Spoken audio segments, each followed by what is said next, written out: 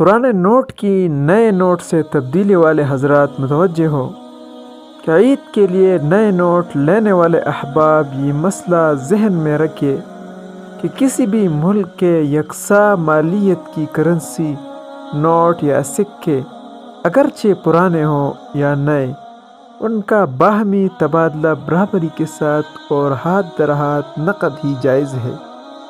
ایک ہی ملک کی کرنسی کا کمی یا زیادتی کے ساتھ باہمی تبادلہ سود اور حرام ہے۔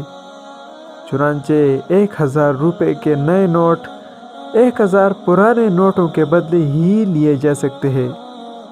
1000 روپے کے نئے نوٹ کو 1020، 1050 یا 1100 روپے میں فروخت کرنا یہ ناجائز سود اور حرام ہے۔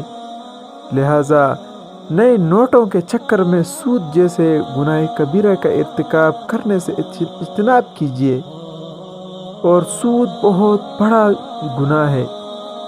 سود گناہ کبیرہ میں سے ہے۔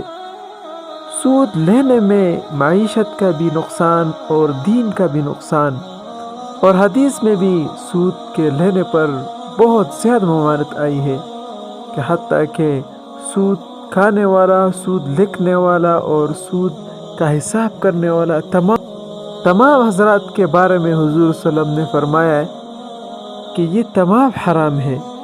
تو لہٰذا ہمیں سود سے بچنا چاہیے۔